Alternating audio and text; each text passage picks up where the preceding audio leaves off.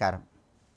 తిరుప్పావై పాసురాలకి అత్యంత సులభంగా అందరికీ అర్థమయ్యే రీతిలో డాక్టర్ కావూరి పాపయ్య శాస్త్రి గారు గోదా గీతమాలిక అనే పేరుతో తెలుగులోకి అనువదించారు. ఈ గోదా గీతమాలికలో ఉన్నటువంటి 9వ గేయాన్ని, దానిలో ఉన్నటువంటి అంతరార్థాన్ని, విశేషార్థాన్ని మనం పరిశీలించినట్లయితే ఈ 9వ గేయంలో ఇంకా నిద్రలేవని 10 మంది గోపికలలో 4వ గోపికను నిద్ర నుంచి మేలుకొలుపుతున్నారు. 4వ గోపికను ఏ విధంగా నిద్ర నుంచి మేలుకొలుపుతున్నారంటే, మణిమయ సౌధమునందున మత్తుగా నిదురించియున్న అత్తకూతురా లేవే హరిసేవకురావే, పరిమళ ధూపముల నడుమ పట్టు పరుపుపై పరున్న అత్తకూతురా లేవే హరిసేవకురావే, రత్నదీపముల కాంతిన రక్తిగ శయనించియున్న అత్తకూతురా లేవే హరిసేవకురావే, మా పిలుపులు వినరావో మారు పలకకున్నావో అత్తకూతురా లేవే హరిసేవకురావే, కావరమా మైమరుప కావలివారున్నారా అత్తకూతురా లేవే హరిసేవకురావే, శ్రీ కమలా మనోహరుని వైకుంఠుని సేవింతుము అత్తకూతురా లేవే హరిసేవకురావే అంటూ ఇంకా నిద్రలేవని 10 మంది గోపికలలో 4వ గోపికను నిద్ర నుంచి మేలుకొలుపుతున్నారు. ఇక్కడ గేయంలో ప్రతి చోట అత్తకూతురా లేవే హరిసేవకురావే అంటూ గేయాన్ని విశదీకరణ చేస్తున్నారు. దీనిలో ఉన్నటువంటి అంతరార్థం ఏంటంటే, గోదాదేవి గోపికలు వీళ్ళ మధ్య ఉన్నటువంటి చనువును తెలియచేస్తూ అత్తకూతురాలేవే హరిసేవకురావే అంటూ ఇక్కడ గేయంలో వివరించారు.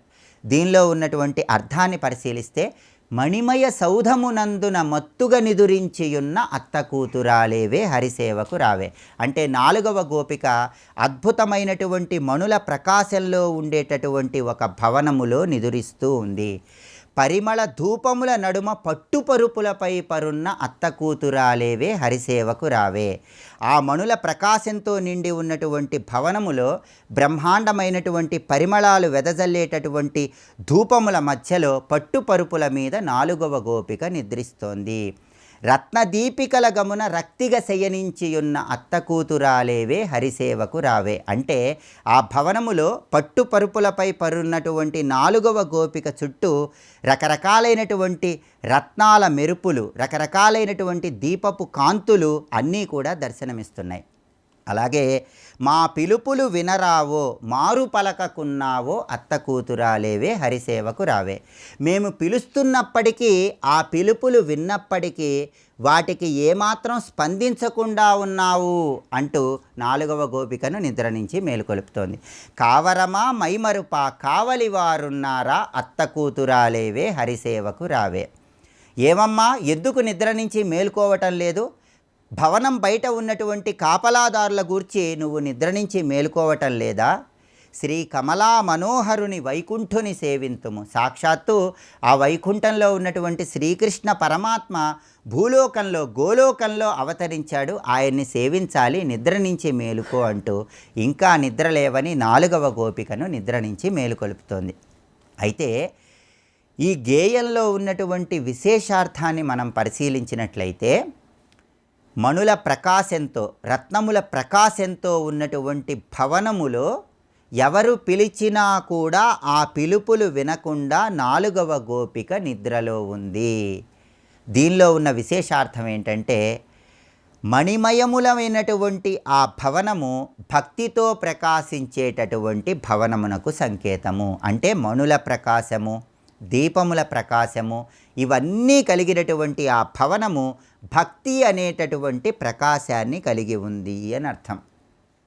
అలాగే ఇక్కడ నిద్రించేటటువంటి గోపిక సాత్విక నిద్రలో ఉంది, యోగ నిద్రలో ఉంది అని అర్థం. అంటే శ్రీకృష్ణ భావముతో ఉన్నటువంటి నిద్రలో ఉందని అర్థము.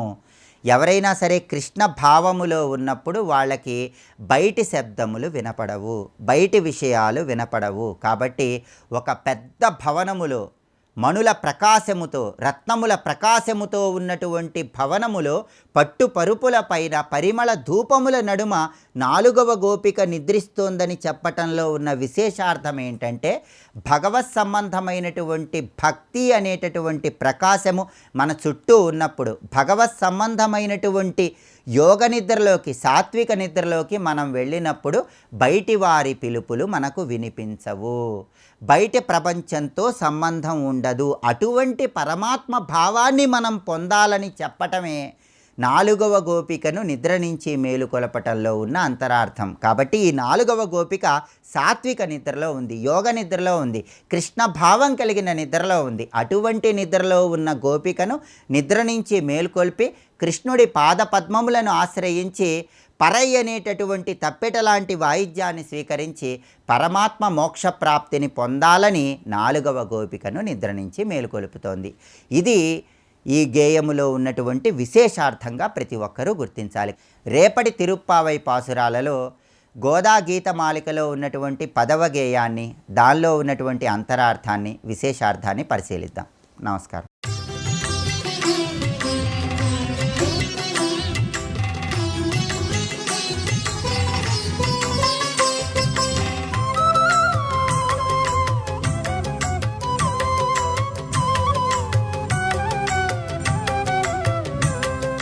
కాశ్యాంత మరణాన్ముక్తి అనడంలో విశేషం ఏంటంటే, అలాంటి పాపాత్ములకి ఆ పిశాచ అనుభవంతో కొంత వేదన, తర్వాత కొన్ని యాతనలు అయిపోయిన తర్వాత మళ్ళీ పుట్టకుండా అట్టుంచడు పైలోకాలకు వెళ్ళి ముక్తి పొందుతారని చెప్పారే కానీ ఎంత పాపపడిన ఇక్కడికి వచ్చి చచ్చిన వెంటనే అలా కైలాసానికి పోతాడు అనుకోవద్దు. ఇది తెలుసుకోవాల్సినది. ఎందుకంటే భగవంతుడు మరీ అన్యాయం చేయడండి. కాశీకి వచ్చి పోతే మోక్షం రాదు అంటే ఒక బాధ, ఎలాంటి వాడి పోయినా మోక్షం వస్తుందంటే అదో బాధ. అందుకు మంచి పరిష్కారం మనకి చర్చ జరుగుతుంది చాలా విశేషంగా. అది కాశీఖండంలో ఉంది, శివపురాణంలో ఉన్నటువంటి విషయం. అని కాశీక్షేత్రంలో మసలుతున్నప్పుడు, తీర్థస్నానాలు చేసేటప్పుడు, తీర్థ విధులు ఆచరించేటప్పుడు మరింత నియమంగా ఉండాలి. నియమం లేకుండా తీర్థయాత్ర, క్షేత్రయాత్ర, క్షేత్రవాసం, తీర్థవాసం చేయకూడదు. నియమ సహితంగానే చేయాలి. అలాగే ఈ తీర్థంలో నేను ఫలానా నుంచి ఫలానా వరకు ఉంటాను అన్నప్పుడు తప్పనిసరిగా అప్పుడు ఆహార నియమం పాటించాలి. క్షేత్రవాసం చేసేటప్పుడు అప్పుడు ఉండవలసిన నియమాలు ఇవన్నీ కూడా శాస్త్రం చెప్తున్నది. ఇవన్నీ అలాంటప్పుడే క్షేత్రం యొక్క ఫలం మనం లభింపగలం. ఎప్పుడైనా నియమబద్ధంగా ఉండదలుచుకుంటేనే తీర్థయాత్ర, క్షేత్రయాత్ర. అందుకు ఏవైనా పవిత్రం చేసేస్తుంది అంటే నువ్వు నియమంగా ఉంటే పవిత్రం చేస్తుందని తెలుసుకోవాలి. చాలా నియమబద్ధంగానే తీర్థయాత్ర, క్షేత్రయాత్ర చేయాలి. పై ఎలా చేయాలి అంటే నదీ స్నానం ఎప్పుడు మునకలే, మునిగి లేవడమే అంతే. అక్కడ మళ్ళీ ఒళ్ళంతా తోముకోవడం ఏ విధంగానూ కూడదు. ఇది తెలుసుకోవాలి. నదిలో ఈత కొట్టరాదు, ఇది కూడా చెప్పారు ఇక్కడ. ఈత వచ్చు కదని ఈత కొట్టినా అది తీర్థస్నాన ఫలం ఇవ్వదు. ఇవన్నీ వివరించారు ఇక్కడ. ఏదో ప్రాణాంతక పరిస్థితులు వేరు, ఇవన్నీ శాస్త్రమునందు ఉన్నటువంటి విషయం. ఈత కొడితే నదిని కొట్టిన దోషం వస్తుంది, తాడనా దోషం. ఇవన్నీ వివరిస్తున్నారు ఇక్కడ, తెలుసుకోవాల్సిన తీర్థస్నాన విధి. అయితే ఇంకో రమ్యమైన విషయం చెప్తున్నారు ఇక్కడ. కోటి జన్మార్జితం పాపం భారతే యత్ కృతం నృభిః గంగాయా వాతస్పర్శేన నశ్యతీతి శృతౌ శృతం. వేదములందు చెప్పబడిన మాట చెప్తున్నాను అంటున్నాను నారాయణుడు ఇక్కడ నారదుడితో. గంగ గాలి తగిలితే అనేక జన్మల పాపం పోతుందండి. గంగ గాలి. ఒకప్పుడు నారదుల వారు కాశీక్షేత్రానికి వచ్చి అక్కడెక్కడో ఘట్టం దగ్గర మొదలుపెట్టి నడుచుకుంటూ వెళ్తున్నట్ట, స్నానం చేయలే. గంగమ్మ చూస్తూ దిగుతాడేమోనని. ఎందుకంటే మన వల్ల గంగమ్మ కొరిగేదేవి లేదు, మరికొన్ని పాపాలు అందులో దిగుతాయి తప్ప. అదే పుణ్యతీర్థాలు ఎప్పుడూ పుణ్యాత్ములు స్నానం చేయాలని ఎదురు చూస్తూ ఉంటాయట. వీళ్ళు వదిలిన పాపాలన్నీ అందులో దిగుతూ ఉంటాయి. ఆ పుణ్యాత్ములు స్నానం చేస్తే ఆ పాపాలు పోతూ ఉంటాయట. అందుకే పుణ్యతీర్థాలు యోగులు స్నానం చేయాలని ఎదురు చూస్తాయి. అందుకు నారదుల వారు ఎప్పుడు వస్తున్నారో అప్పుడు ఎదురు చూస్తోందిట గంగ. కానీ ఆయన స్నానం చేయకుండా వెళ్ళిపోతున్నాడు ఘట్టాలన్నీ దాటి. అప్పుడు గంగాదేవి ఎదురుపడి, ఏమి స్వామి స్నానం చేయకుండా వెళ్ళిపోతున్నావు, పాప సంహారం గంగ అంటారేమో, నువ్వెందుకు స్నానం చేయమంటే నీకొచ్చి స్నానం దాకా ఎందుకమ్మా, నీ గాలి తగిలితే చాలదా అన్నట్టు నారదుల వారు. అంత పవిత్రమైనది గంగమ్మ తల్లి. ఇలాంటి పురాణములు గంగా మహిమలను అనేక రకాలుగా మనకు చెప్తున్నాయి. అంతేకాదు స్పర్శనా దర్శనా దేవ్యా పుణ్యం దశగుణం తతః. గాలి తగిలితేనే అంత పుణ్యమే, ఇక స్పర్శించినా దర్శించినా దానికి 10 రెట్లు పుణ్యం కలుగుతున్నది. అంతేకాదు సంకల్పం రాదండి, ఏమీ రాదు, ఊరికిని మునిగేనంటే అది కూడా పుణ్యమేట గంగలో. అలాగా సంకల్పం లేకుండా ఊరికిని మునిగిలేస్తే దానికి మౌసల స్నానం అని పేరు. మౌసలము అంటే ముసలం అంటే రోకలి, రోకలి ముంచి తీసినట్టుగా మనం మునిగి లేచిపోతే అది మౌసల స్నానం. వాడి సంకల్పం ఏమీ లేదు. ఎప్పుడైనా సరే తీర్థస్నానం అంటే సంకల్ప సహితమైతేనే తీర్థస్నానం. సంకల్పం చేయాలి. సంకల్పం వల్ల భావనాశక్తి వస్తుంది. అందుకే పెద్దవాళ్ళు చెప్తారు, సంకల్పం లేకుండా పుణ్యం ఎలా వస్తుందయ్యా? మరి ఆ నదిలో చేపలు, కుళీరములు అంటే ఎండ్రపకాయలు ఇవన్నీ ఉంటాయి, వాటిన్నింటికి మోక్షమేనా? అంటే వాటికి మానవుడికి తేడా ఏమిటంటే మానవుడికి సంకల్పము భావన ఉంది, వాటికి రెండూ లేవు. అయితే చిత్రం, గంగలో ఉన్నటువంటి చేపలకి వాటికి మోక్షం రాదని ఎవడు చెప్పాడు? సంకల్పం చెప్పుకున్న మానవుడికి వాటికంటే ఉత్తమగతి రావచ్చు, కానీ ఆ గంగలో బ్రతుకుతున్నటువంటి వాటికి మోక్షం రాదని ఎవరు చెప్పారు? శంకర భగవత్పాలు వారు ఒక మాట అంటారు, నీ నీటిలో తిరిగేటువంటి చేపగానో తాబేలుగానో ఉన్నా చాలమ్మా అన్నారు. సామాన్యం కాదు అక్కడ, గంగ మహిమే. అలా ఉన్న జీవులకి తర్వాత ఏవో సద్గతులు వస్తాయి, మోక్షం కాకపోయినా. కానీ సంకల్ప సహితంగా చేస్తే అనేక జన్మల పాపం పోగొట్టుకోవడానికి భగవంతుడిచ్చిన అవకాశమే మానవ జన్మ. ఇది గుర్తుపెట్టుకోండి. ఇతర జన్మల్లో మనం పూర్వకర్మల నుంచి బయటపడాలంటే లాభం లేదు. ఒక్క మానవ జన్మలోనే మన పూర్వకర్మల నుంచి బయటపడే అవకాశం ఉన్నది. ఇతర జంతు జన్మలను అనుభవ జన్మలు, మానవ జన్మ మాత్రమే సంస్కారం పొందడానికి యోగ్యమైన జన్మ. ఆ కారణం చేతనే తీర్థము, స్నానము, జపము, తపము, పూజ, పునస్కారాలు మానవులకి విద్యుక్తములు. అందుకు వాళ్ళు సంకల్ప సహితంగా స్నానం చేయాలి. సంకల్పం లేకుండా గంగలో చేస్తే అది కూడా గొప్పదే అన్నాడు ఇక్కడ. అందుకు శతకోటి జన్మ పాపం నశ్యతీతి శృతం.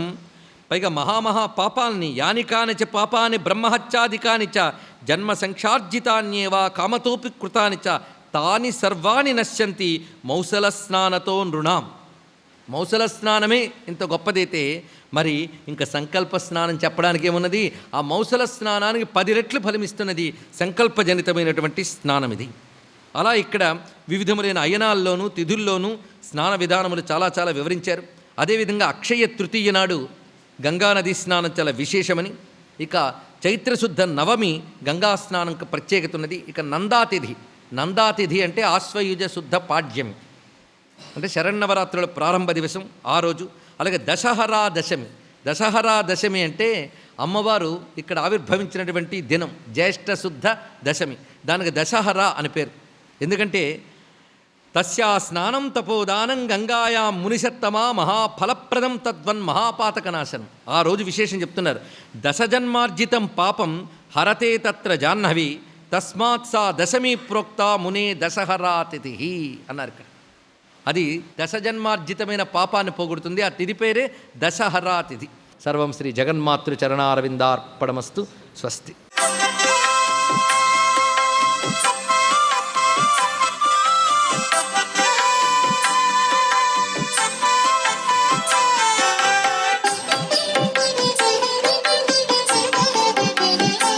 ఓం నమో నారాయణాయ. ఓం నమః శివాయ. శ్రీమాత్రే నమః. మానవ జీవితం పరిపూర్ణవంతమైనటువంటి వ్యక్తిత్వ లక్షణాలతో కూడి ఆనందకరమైనటువంటి సంఘటనలు జరిగి కీర్తి ప్రతిష్టలతో తొలతూగాలంటే ఏ వ్యక్తి అయినా సరే ధనుర్మాస రీత్యా ప్రతినిత్యం కూడాను విష్ణు సహస్రనామ పారాయణ ఆచరించాలి. విష్ణు సహస్రనామ పారాయణలో దాగినటువంటి అద్భుతవంతమైనటువంటి లక్షణం ఎంత పుణ్యాన్ని ఇస్తుందో చెప్పలేం. అనిర్వచనీయమైనటువంటి పుణ్యాన్ని ఇస్తుందండి. అపమృత్యు భయనాశనం, వ్యాపార వృద్ధి, విద్య, జ్ఞానం ఇవన్నీ కూడాను కలిగి తీరుతాయి విష్ణు సహస్రనామ పారాయణ చేయటం వల్ల. ఎప్పుడైనా సరే ఎక్కడైనా సరే విష్ణుమూర్తి యొక్క నామాన్ని తలుచుకుంటేనే చాలు, అద్వితీయమైనటువంటి ఐశ్వర్యం వచ్చి తీరుతుంది. సుముహూర్తంతో పని లేదు, తారాబలంతో పని లేదు. ఎక్కడైనా సరే పారాయణ అనేటువంటిది మనం ఆచరించవచ్చు. అందుకే విష్ణుమూర్తి విశ్వంభరుడుగా విరాజిల్లుతూ ఉన్నాడు. ఆయన విశ్వమంతా కూడా వ్యాపించి ఉన్నాడు. ఆయన విష్ణువు అనే నామంతో పిలువబడుతున్నాడు. అంటే అంతటా వ్యాపించి ఉన్నవాడు కాబట్టి ఈ నామం అంత విశేషకరమైన తాత్పర్యాన్ని మనకు ప్రసాదిస్తుంది. కాబట్టి సకలం విష్ణు రూపంగా ఎవరైతే గుర్తిస్తారో వాళ్ళు ఓం విష్ణవే నమః అని చెప్పేసి అనుకోవాలి. మనకు విష్ణు సహస్రనామంలో కూడాను ఓం విష్ణవే నమః అనేటువంటి పదం మొట్టమొదటి శ్లోకంలోనే ఉంది. విశ్వం విష్ణు అనే పదం ఓం విశ్వం విష్ణుర్వషట్కారో భూత భవ్య భవత్ ప్రభు అని కదా. సర్వే జనా సుఖినో భవంతు.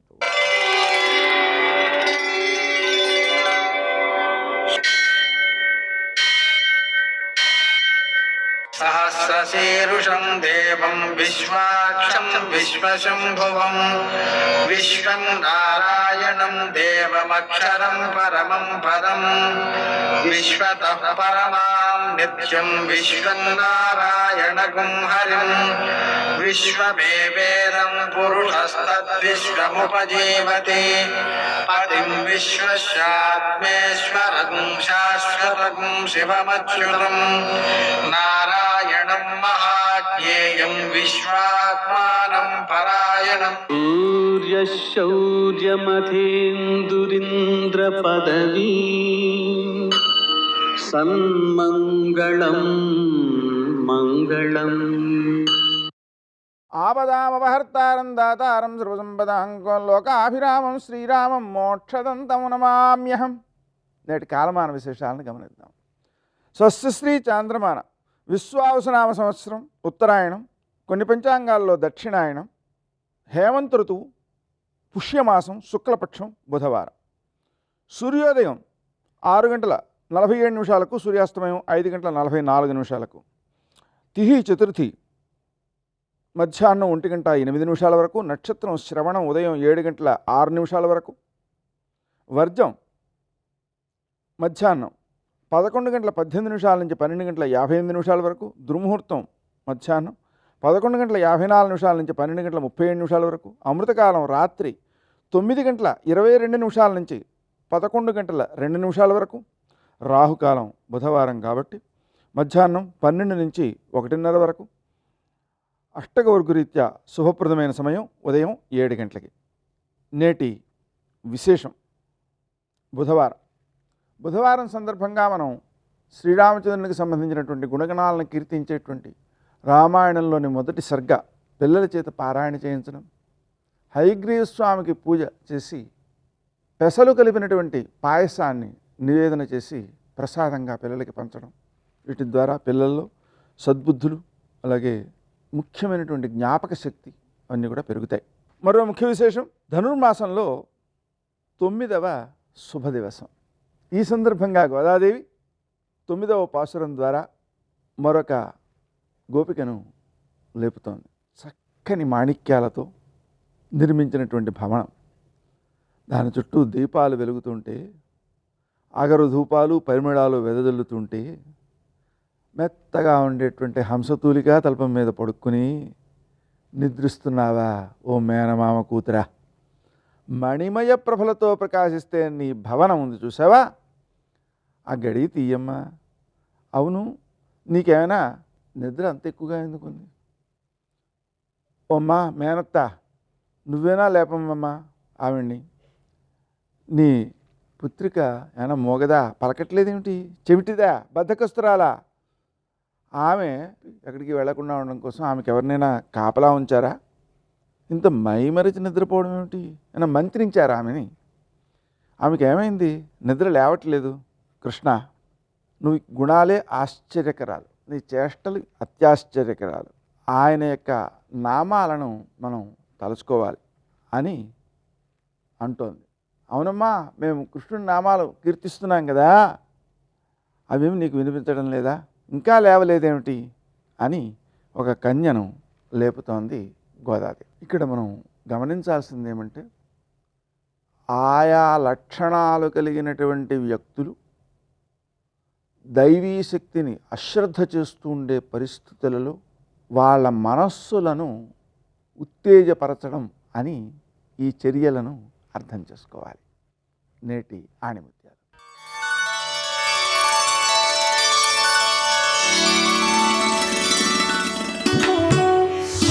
ఎన్నడూ ఆశపడనివాడు ఎప్పటికీ అసంతృప్తికి గురికాడు.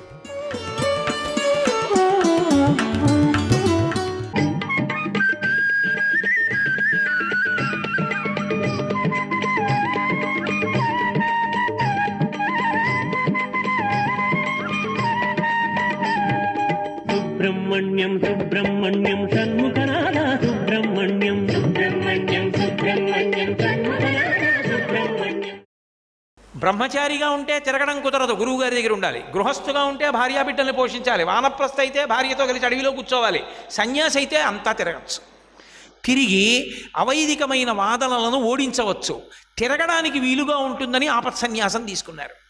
తీసుకుని ఆసేతు హిమాచల పర్యంతం పర్యటించారు. ఎన్నాళ్ళు ఉండడానికి వచ్చారు ఆయన? 8 ఏళ్లే. ఆ తరువాత ఓ కారణానికి 16 ఏళ్ళు ఉంటానన్నారు. వ్యాసుల వారు అడిగారు కాబట్టి ఇంకో 16 ఏళ్ళు ఉంటానన్నారు. 32 ఏళ్ళు. అసలు ముందు 8 ఏళ్లే. 8 ఏళ్లలో వాళ్ళ నాన్నగారు ఇంత పని చేయడానికి బయలుదేరి వస్తున్నారు. 8 ఏళ్లలో వాళ్ళ నాన్నగారు శంకరాచార్యుల వారిగా వచ్చే లోపల అసలు వేదధర్మం మీద దాడి చేసి వేదధర్మాన్ని పాడు చేస్తున్న వాళ్ళు ఎవరున్నారో వాళ్ళని ముందు కొంతవరకు పాడు చేసి ఇది సత్యం కాదని తాను నిరూపణం చెయ్యాలి. వేదం పాడవుతుంటే చూస్తూ ఊరుకోలేని వాడు ఎవరంటే సుబ్రహ్మణ్యుడు. అందుకే కుమరిల భట్టుగా వచ్చాడు ఆయన, కర్మిష్ఠిగా వచ్చాడు. ముందు పండడం ఎక్కడ ప్రారంభమవుతుందండి? పిండి ఉంటేనే పండు. పిండి లేకుండా పండు ఎక్కడి నుంచి వస్తుంది? ముందు పిండి ఉండాలి, తర్వాత కాయ అవ్వాలి, తర్వాత దోరకాయ అవ్వాలి, తర్వాత పండు పండాలి. పండు పండితే విడిపోతుంది. ముందు ఆచారం లేకుండా ఎక్కడ పండుతావు? ఆచారం ఉండాలి. ఆచారకాండని నిరసించకూడదు. ఆచారకాండ పట్టుకోవాలి. నువ్వు ఆరాధన చెయ్యాలి అనుకుంటే వేదం విధించింది. వాళ్ళు సరదా పుట్టిలా లేరు. ఆచారకాండ నిలబడితే తప్ప వేదం నిలబడదు. ఇప్పుడు ముందు ఆచారకాండని నిలబడితే తప్ప వెనకాతల నాన్నగారు పరమశివుడు శంకరాచార్యులు గారు వచ్చి ఆచారకాండని నిలబెట్టడం కుదరదు. ఎప్పుడైనా పునాది కదిలిపోయిందని గుర్తేమిటో తెలుసా? ఆచారకాండ భ్రష్టమైపోవడమే. ఆచారకాండ భ్రష్టమైందా వాడు వెనక ఉన్నవాళ్ళు అందరూ నశించిపోతారు. పరమ ప్రమాదం. ఆచారకాండ జోలికి వెళ్ళకూడదు. కాబట్టి ఇప్పుడు ముందు ఆచారకాండని నిలబెట్టాలి. ఎవరు వచ్చారు? అడగకపోయినా వచ్చినవాడు సుబ్రహ్మణ్యుడు వచ్చాడు. మా నాన్నగారు రాకముందు నేను వెడతానన్నాడు. కుమరిల భట్టుగా వచ్చాడు. వచ్చి అసలు బౌద్ధమతం ఏం చెప్తోంది అది తెలుసుకుంటే కదా బౌద్ధమతం చెప్పేది. తప్పని నేను చెప్పడం. సర్వజ్ఞుడు సుబ్రహ్మణ్యుడికి తెలియదా అండి అంటే, లోకంలో ధర్మం ఒకటి ఆయన నేర్పాలనుకున్నాడు. ధర్మం తప్పడు సుబ్రహ్మణ్యుడు ఎప్పుడూ కూడా. రాముడు ఎలా ఉంటాడో అలా ఉంటుంది సుబ్రహ్మణ్య తత్వం. అందుకే అంత ధర్మం ఆయన అవతారంలో. కాబట్టి కుమరిల భట్టు లోపాలన్నిటినీ కూడా చెప్పి మళ్ళీ వేదములో ఉన్న ఆచారకాండ ఎందు ప్రజలకి అనురక్తి కల్పించాడు. ఇప్పుడు శంకరాచార్యుల వారికి మార్గం సుగమమైంది. ఈ కుమరిల భట్టు ధర్మానికి నిలబడినవాడు, వేదము ప్రమాణముగా స్వీకరించినవాడు. మరి ఏ కారణం చేతనైనా గురువుగారి దగ్గర పాఠం నేర్చుకునేటప్పుడు దీంట్లో తప్పులు తెలుసుకుని బయట చెప్దామని నేర్చుకోవడం గురుద్రోహం కదా. అయినప్పుడు మరి దానికి ప్రాయశ్చిత్తం అనుభవించకపోతే ఆ పాపం ఎలా పోతుంది? అందుకే నేను ఆ పాపానికి ప్రాయశ్చిత్తం చేసుకుంటాను. గురుద్రోహం అంటే సామాన్యమైన ద్రోహం కాదు. అందుకని నేను తుషాగ్నిలో కాలిపోతానన్నాడు. అంటే లోకానికి పాఠం చెప్పడం కోసం గురుద్రోహం చేయకూడదని చెప్పడానికి తుషాగ్ని అంటే ఊక పోసేసి ఊకకి కింద ఎక్కడో నిప్పెడతారు. అది వ్యాపిస్తూ వస్తుంది. ఎంత వేడంటే ఊక కాలుతున్నప్పుడు ఆ ఊక మధ్యలో కూర్చున్నాడు. కింద నుంచి అది కాలుతూ వస్తుంటే ఆ సెగకి శరీరంలోంచి నెత్తురు వదిలిపెట్టేసి మాంసం ముద్దలు ముద్దలుగా పడిపోతుంది. చివరికి అందులోనే ఆహుతైపోతుంది. అంత బాధకి ఓర్చి శరీరాన్ని విడిచిపెట్టేశాడు. ఎందుకు విడిచిపెట్టాడంటే నేను చేసిన గురుద్రోహం అటువంటిది. ఆ తప్పుకి ప్రాయశ్చిత్తం చేసుకోవలసిందే. అంతటి ధర్మమూర్తి సుబ్రహ్మణ్యుడు. నేను మీతో చెప్పా, సుబ్రహ్మణ్య తత్వం ఎప్పుడైనా అగ్ని శిఖ ఎందే ఐక్యమవుతుంది అని.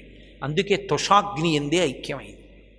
జ్వాల కనపడాలి కదా, అందరికీ కనపడుతుండగా తుషాగ్ని జ్వాల ఎందు ఐక్యమైపోయాడు. కాబట్టి ఎప్పుడెప్పుడు వేదాన్ని పరిరక్షించాలో అప్పుడప్పుడు సుబ్రహ్మణ్యుడు అవతార స్వీకారం చేస్తుంటాడు తప్ప. అందుకే రాక్షస సంహారాలకు ఆయన అవతార స్వీకారం చేయడిగా. జ్ఞాన ప్రచారానికి వేద ప్రమాణాన్ని నిలబెట్టడానికి ఆయన ముందుంటాడు. రెండవ అవతారంగా వచ్చాడు, జ్ఞాన సంబంధనాయనారుగా వచ్చాడు. అందుకే తల్లి పాలు తాగగలిగాడు. శీర్ఘాళి అని క్షేత్రం చిదంబరం దగ్గర నుంచి కుంభకోణం వైపుగా వెడుతుంటే ఉంటుంది. అద్భుతమైనటువంటి క్షేత్రం, 3 అంతస్తులుగా ఉండి అక్కడే శ్రీ మహావిష్ణువు తన ఒంటి చర్మం తీసి పరమశివుడికి ఒక పెద్ద అంగీ కుట్టించి ఇచ్చారు. ఆ అంగీ కుట్టించి ఇచ్చినటువంటి విష్ణువు యొక్క మూర్తి కూడా అక్కడ ప్రతిష్ఠింపబడి ఉంటుంది. 3 అంతస్తుల్లో 3 రూపాలతో ఉంటారు. ఆ శీర్ఘాళి కోనేటిలోనే జ్ఞాన సంబంధనాయనార్ తండ్రి సంధ్యావందనం చేసుకోవడం కోసమని వెడుతుంటే పిల్లవాడు ఏడిచాడు, నన్ను కూడా తీసుకెళ్ళమని. కొడుకుని తీసుకుని వెళ్ళాడు బ్రాహ్మణుడు. వెళ్ళి ఓ ఎత్తైన మంటపం, కళ్యాణ మంటపం అది, దాంట్లో కూర్చోపెట్టి సంధ్యావందనం చేసుకుని స్నానం చేద్దామని చెప్పి వెడుతున్నాడు. కోనేటిలో దేవాలయం కోనేరు ఉంటుంది కదా, దాంట్లో పెడుతున్నాడు. వెడుతూ అనుమానం వచ్చింది, నేను అఘమర్షణ స్నానానికి ములుగుతాను కదా, ములిగినప్పుడు ఈ పిల్లాడు భయపడి అరుస్తాడేమో నాన్నగారు నాన్నగారు అని. ఇదేంటి ములిగిపోతున్నారు, కాసేపు ములుగుతారు కదా మరి ముక్కు మూసుకొని, ఇప్పుడు నాన్నగారు కనపడలేదు వీడు ఏడిస్తే అని అనుమానం వచ్చి కొడుకు దగ్గరికి వచ్చి, నాన్న నువ్వు నన్ను నాన్నగారు అంటావు కదూ, ఇంట్లో అమ్మని అమ్మ అంటావు కదూ, అసలు నాన్నగారు అమ్మ ఎవరో తెలుసా? నేను అమ్మ కాదు, నాకు నీకు లోకాలకి అన్నిటికీ అమ్మా నాన్న వాళ్ళు అని గోడ మీద పార్వతీ పరమేశ్వరుల్ని చూపించాడు. నీకు భయం వేసిందనుకో, అమ్మా నాన్నగారండి అని పిలువు, వాళ్ళిద్దరు వస్తారే అన్నాడు. చిన్న పిల్లవాడు తండ్రి చెప్పిన మాట నమ్మాడు. తండ్రి వెడుతున్నాడు, చూస్తున్నాడు పిల్లాడు అలా. ఆయన వెళ్ళి కోనేటిలో ములిగాడు. అయ్యి బాబోయ్ నాన్నగారు కనపడలేదని భయం వేసింది. భయం వేయగానే తండ్రి చెప్పిన మాట గుర్తొచ్చింది. ఇటు తిరిగి అమ్మా అమ్మ నాన్నగారండి నాన్నగారండి అని పిలిచాడు. పరమశివుడు అన్నాడు, వాడు బొమ్మ కాదు అమ్మే అని నమ్మి పిలుస్తున్నాడు. అది బొమ్మ అనుకున్న వాళ్ళకి బొమ్మ కానీ అమ్మ అనుకున్న వాళ్ళకి అమ్మే, పద వెడదాం అన్నాడు అని గబగబా ఇద్దరు నందివాహనం మీద వచ్చి మంటపం దగ్గరికి వచ్చి చెరో పక్క కూర్చుని, ఏమిటో పిల్లాడా ఎందుకు ఏడుస్తావు, నాన్న వచ్చేస్తాడు నాన్న వచ్చేస్తాడు నాన్న అని బతిమాలుతున్నాడు. వాడు ఏడుస్తున్నాడు. పరమశివుడు అన్నాడు, లోకాలని కన్నా తల్లివి ఆ మాత్రం తెలీదు, పిల్లాడు ఏడుస్తుంటే చూస్తాడేమే పాలి అన్నాడు. ఆవిడంది, ఏమిటో పాలి పాలి అని తేలిగ్గా చెప్తున్నారు, నా పాలు తాగితే ఏమవుతుందో తెలుసా అంది. ఏమవుతుంది అన్నాడు. మీరు తెలిసిపోతారు, శివజ్ఞానం వస్తుంది, శివుడు అవుతాడు. నేనవుతానో నేను తెలుస్తానో తర్వాత మాట, ముందు అమ్మతనం నిలబెట్టుకో, ఇచ్చేయి పాలన్నాడు. సర్వం శ్రీ ఉమామహేశ్వర పరబ్రహ్మార్పణమస్తు. స్వస్తి.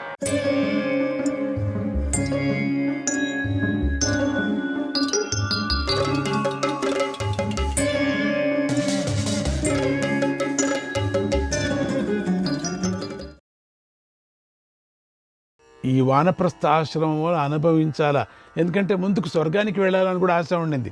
అది కూడా ఆశనే లేండి. అందుకని స్వర్గానికి వెళ్ళటానికి ఇంత చేయాలి, లేకపోతే సాధ్యం లేదు. ఎన్నో యజ్ఞయాగాదులు చేయాల, ఏది తానే సంపాదన చేసుకుంది. భూమిలో పడినటువంటి గింజలు వేరుకుంటూ ఎన్ని గింజలు ఏరాలా ఏం కథ. ఆ దాంతో యజ్ఞం చేశాడు, దాంతో దానం చేశాడు, దాంతో వ్రతం చేసుకున్నాడు, దాంతో అన్నదానం చేశాడు. అంటే మీరు చూసుకోండి. పోనీ ఎవరిదైనా భూమి అయినా దున్నాడా? అది కూడా ఏం భూమి లేదా ఆడికి? మొత్తం ప్రపంచమంతా తందే కదా, ఎక్కడైనా భూమి దున్నుకోవచ్చు కదా, ఏమైనా చేసుకోవచ్చు కదా. అది చేయలేదు. ఈ విధంగా ఈ ఉంచి వృత్తిని అనుసరించాడు. అప్పుడు సమృద్ధిగా బాగా పంట ఉండింది, సమృద్ధిగా రాలేవి. అదిగాక చక్రవర్తి కాబట్టి కొంతమంది కావలసిగా రాలించేవారేమో తెలియదు. అంత గింజలు ఎట్లా దొరికాయి అంటే, నాకు అనిపిస్తుంది చక్రవర్తి మీద ఉండే ఆశతో కోసుకునేటప్పుడు కొంచెం ఎక్కువ గింజలు కింద వేశారేమో అనిపిస్తుంది. లేకపోతే అంతమందికి అన్నదానం ఎట్లాంటివి చేస్తాడు? శిలావృత్తి ఉంచే వృత్తి రెండు, ఎక్కడ పడితే అక్కడ ఏరుకోవటము, లేక పంట పొలంలోనే ఏరుకోవటం శిలావృత్తి. ఈ రెండు వృత్తుల నుంచి అంత ధాన్యాలు ఎట్లా వస్తాయండి అంటే, తాను చక్రవర్తి కదా, ఆశ ఉండేది కానీ దగ్గరికి వచ్చేవాళ్ళు కదా, ఎవరు భయపడుతూ ఉండేవాళ్ళు. అంత రూల్స్ పెట్టుకున్నాడు ఎవరి దగ్గరికి రాకూడదని. అందుకని పోన్లేండి, నేను ఊహించుకున్నాను అంతే. కానీ అంత ధాన్యం దొరికేది అప్పుడు, అంత ధాన్యం కింద పడేది కూడా, ఎలకలు తిని మిగిలింది కూడా ఏరుకునేవారు. అంత ధాన్యం కింద పడి చెట్లు కింద పడిపోయేవి, అంత పండేది. మంచి యుగం కదా అండి, సత్యయుగం లాగా మంచి యుగం కదా. అప్పుడు అట్లా కాదు, సత్యయుగం కదా, కరెక్ట్గా మంచి టైంలో వాన వచ్చేది, మంచి టైంలో పంట పండేది. అట్లా ఊరికే వేసేస్తే పంట పండేది. టినిడాడ్లో ఇప్పటికీ కూడా మీరు నమ్ముతారో లేదో కొన్ని చోట్ల ఊరికే ఇట్లా ఈ గింజలు పారేస్తారు అంతే, దున్నరు. మరి దానికి దేనికి ఇది ఎరువు వేయరు, ఏమీ లేదు, వచ్చేస్తూ ఉంటుంది. కొన్ని చోట్ల తీసేసుకుంటారు. చెరుకు కూడా అట్లనే అక్కడ. ఇప్పుడు చెరుకు పండించడం లేదండి, ఫ్యాక్టరీ లేవు కదా, అందుకని చెరుకు చెరుకు కూడా అట్లే వచ్చేది. కేవలం వానకే వచ్చేసేది, అంత వాన ఎప్పుడు వచ్చేది అక్కడ. నీళ్లు గీళ్ళు లేదు, వ్యవసాయమే లేదు, అంత చెరుకు వచ్చేది. ఈ నది కూడా అంతేనే, గంగా నది ఎంత అద్భుతంగా ఉంది. ఇది సత్యయుగమేమో అనిపిస్తుంది నాకు, అట్లా అనిపించింది. ప్రకృతి అంత శోభాయమానంగా ఉందో అప్పుడు జనం కూడా తక్కువ ఉండేవాళ్ళు. సత్యయుగం. అందుకని ఎక్కువ ధాన్యం రాలేదేమో, ఎక్కువ పండ్లు రాలేవేమో. అందుకని ఆయన యయాతి అంత యజ్ఞయాగాదులు చేశారు, 1000 సంవత్సరాలు చేశారు. మనం అనుకున్నాం ఫస్ట్ యయాతిని మనం తిట్టుకున్నాం, ఇంకా కామభోగం ఉందట ఆవిడికి. అట్లా కాదే. ఆయన అడిగినప్పుడు పురువుని అందరిని అడిగారు. అడిగితే ఎవరు ఇవ్వలే, పురువు ఇచ్చాడు కొనవాడు, నా ఆయుస్సుని తీసేసుకొని. అప్పుడు అడిగినప్పుడు ఇంకా నేను భోగభాగ్యాలు అనుభవించలేదు అని ఒక పదం వేశాడు. అది ఆ పదం వేయటానికి కారణం, భోగభాగ్యాలంటే కేవలం కామంతో చేరినటువంటి భోగభాగ్యాలే కాదు. ఇప్పుడు స్వర్గానికి వెళ్ళటం కూడా భోగభాగ్యాలే కదా. దానికి వెళ్ళాలంటే దాని దారి బాగా తెలుసు. యయాతి సామాన్యుడు కాదు కదా అనుకున్నాం కదా, మహానుభావుడు. అందుకని ఈతను ఏం చేశాడు, ఇవి నీటిని మాత్రమే స్వీకరిస్తూ వాక్కును మనస్సును నిగ్రహిస్తూ 30 సంవత్సరాలు గడిపాడు. 30 సంవత్సరాలు, దాంట్లో కొంత అయిందంతే, ఇంక ఎంతున్నాయో. తర్వాత 1 సంవత్సరం వాయువునే ఆహారంగా తీసుకుంటూ గడిపాడు. తర్వాత 1 సంవత్సరం 4 వైపులా అగ్ని ఉండి పైన సూర్యుడు తపిస్తూ ఉండగా తపస్సు చేశాడు. ఇలా పంచాగ్ని మధ్యలో తపస్సు చేసిన తర్వాత కేవలం వాయుభక్షకుడై ఒంటికాలు మీద నిలబడి 6 నెలలు తపస్సు చేశాడు. ఇవన్నీ చేసుకొని వచ్చాడు. అందుకనే అడిగాడు ఇదంతా కూడా. ఎందుకంటే ఆ సమయంలో శాపం వచ్చింది కదా, వృద్ధాప్యం మామూలుగా రాలేదు. శుక్రుడు శాపం ఇచ్చాడు కదా తన బిడ్డ మీద ఉండే ఒక ప్రేమతో. అందుకని ఇక్కడ శుక్రాచార్యుడు ఇచ్చినటువంటి శాపం, నువ్వు ముసలివాడైపో అన్నాడు కదా. అప్పుడేం చేస్తాడు, తన ఒరిజినల్ ఆయస్సు ఉంది కదా దాని మీద మనస్సు పెట్టాడు. దాంతో చేస్తున్నాడని చెప్పచ్చు. ఇంతటి కఠోర నియమాలు ఆచరించడం చేత అతడి కీర్తి ఆకాశమంతా వ్యాపించింది. అందుకే యయాతి కీర్తి అద్భుతమైంది. ఆ పుణ్యం చేత అతడికి స్వర్గం లభించింది. చూసారా, అక్కడ యయాతి దేవతలు, సాధ్యులు, మరుద్గణాలు, మానవుల చేత పూజింపబడ్డాడు. ఆ పుణ్యాత్ముడు దేవలోకంలోనూ బ్రహ్మలోకంలోనూ సంచరిస్తూ చాలా కాలం గడిపాడు. ఒళ్ళు పులకరిస్తుంది నిజంగా. అటువంటి భాగ్యాన్ని అందరూ పొందాలనిపిస్తుంది. ఒకనాడు ఇంద్రుడు యయాతి వద్దకు వచ్చి ఇలా అడిగాడు, ఓ రాజా, నీ పుత్రుడు పూర్వుకు నీ ముసలితనాన్ని రాజ్యాన్ని ఇచ్చిన సమయంలో అతడికి నువ్వేమి ఉపదేశించావో చెప్పు అని అడిగాడు. ఇక్కడ ఒక చిక్కు ప్రశ్న వేశాడు. ఇంద్రుడే కదా, లోపల జల్లస్ ఏదో ఉంది లోపల. ఎందుకంటే యయాతికి వచ్చినంత పేరు ఇంద్రుడికి రాలేదు కదా, కాబట్టి జల్లస్, ప్రొఫెషనల్ జల్లస్ లాగా ఉంటుంది, లోపల వచ్చేసింది. యయాతి, ఓ పురు చెప్తున్నా నేను ఏమేం చెప్పానంటే, ఓ పురు, గంగా యమునులకు మధ్యలో ఉన్న భూమి అంతటికీ నువ్వే అధిపతివి. నీ రాజ్యానికి గల సరిహద్దు ప్రాంతాలకు నీ అన్నలు 4 అధిపతులు. అంటే బాగాన్ని చేశాడు. వాళ్ళకేమి వాళ్ళకి పిల్లలకి వాళ్ళు యవ్వనం ఇవ్వలేదని చెప్పేసి వాళ్ళకేం మోసం చేయలేదు. రాజ్యం ఇవ్వలేదు కానీ వాళ్ళకు రాజ్యంలాగా ఉండేటువంటి రాజ్యాలంతా ఇచ్చాడు. నీకు ఒక మంచి ఉపదేశం చేస్తున్నాను విను. మానవుడు ఎప్పుడూ దైన్యము, శాఠ్యము, క్రోధము, కుటిలత్వము, మత్సరం, వైరాలను దరి చేరనివ్వకూడదు అని ఉపదేశం చేశాడు. తల్లిదండ్రులు, పండితులు, తపోధనులు, ఓర్పు గలవారు, బుద్ధివంతులను వాళ్ళందరినీ కూడా ఎప్పుడు కూడా అవమానించకూడదు. శక్తి గలవాడు ఎప్పుడు సహనంతో ఉంటాడు. ఇవన్నీ మంత్రాలు. శక్తి లేని వాడి కోపిస్తాడు. దుర్జనుడు సజ్జనుడిని ద్వేషిస్తాడు. బలహీనుడు బలవంతుణ్ణి ద్వేషిస్తాడు. కురూపి రూపవంతుణ్ణి, నిర్ధనుడు ధనవంతుణ్ణి, పని చేయనివాడు పని చేసేవాడిని ద్వేషిస్తారు. ఇవి బాగా జ్ఞాపకం పెట్టుకోండి. ఇవన్నీ మనకు కావాలా, మంచి కోట్స్ ఇవంతా కూడా. మహాభారతంలో దొరికేటువంటి కోడ్స్ ప్రపంచంలో ఎక్కడా దొరకవు. మహాభారతంలో దొరికేటువంటి నీతులు ఈ జన్మలో మనకు ఇంకెక్కడ మనకు ఏ ఒక ధర్మ గ్రంథాల్లో కూడా దొరకవచ్చు, ఇంతవరకు దొరకవు. అధార్మికుడు ధార్మికుడిని ద్వేషిస్తాడు, గుణహీనుడు గుణవంతుణ్ణి ద్వేషిస్తాడు. ఇది కలికాల లక్ష్యం. ఎవరు కోపించిన వాడు ఎవరున్నారో కోపించే వారికంటే నిజం కదా, శిక్ష ఇచ్చేవాడు రక్షించేవాడికన్నా శిక్ష ఇచ్చేవాడు ఎప్పటికీ కూడా తక్కువవాడే కదా. అందుకని రక్షించేవాడే కదా పెద్దవాడు. కానీ ఇప్పటికి శిక్ష ఇచ్చేవాడే పెద్దవాడిలాగా కనపడుతున్నాడు. కానీ వీడికన్నా పెద్దవాడు ఎవరు? రక్షించేవాడు. అలాగా ఎవరు కోపించరో వాడు నిజమైనటువంటి వాడు. అలాగే ఓర్పు గలవాడు ఓర్పు లేని వాడికంటే శ్రేష్ఠుడు. ఇవన్నీ కోట్స్ మనకు మన జీవితానికి కావలసినటువంటి ఇక్కడ చెప్తున్నారు.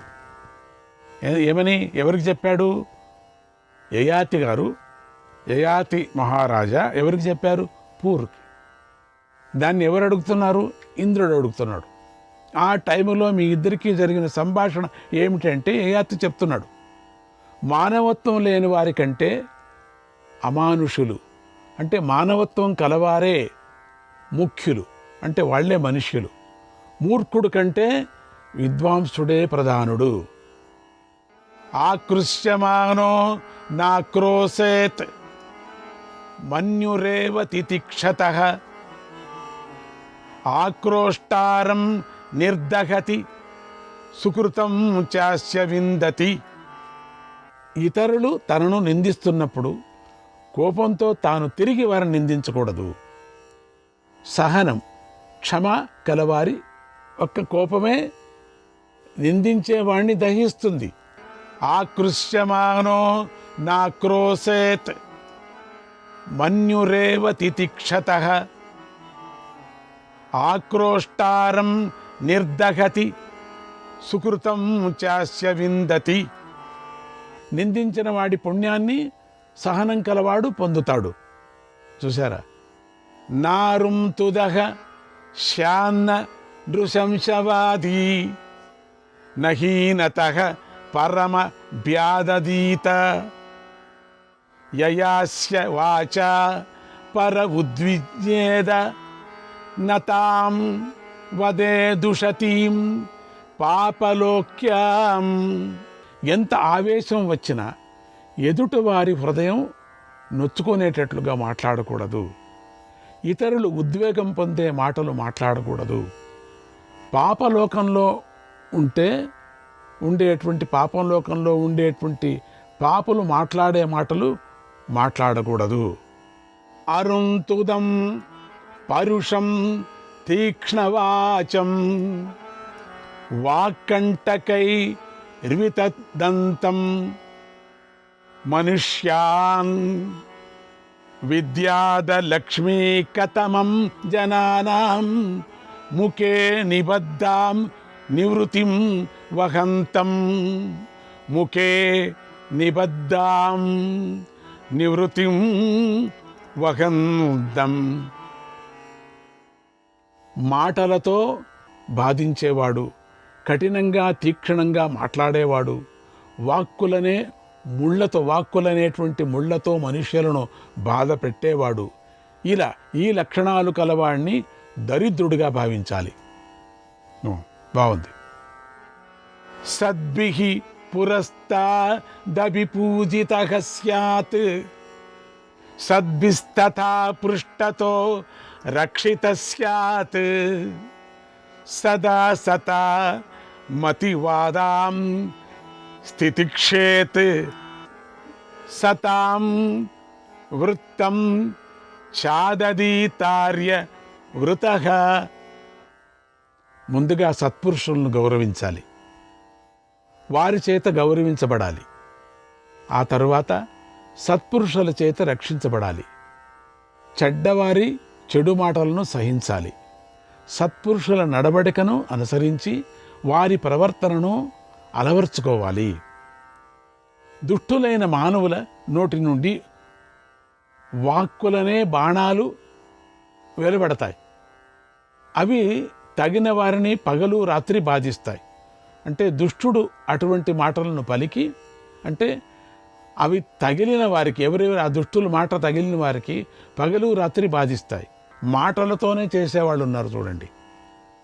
అందువల్ల పండితులు అటువంటి మాటలను ఇతరులపై ప్రయోగించరాదు.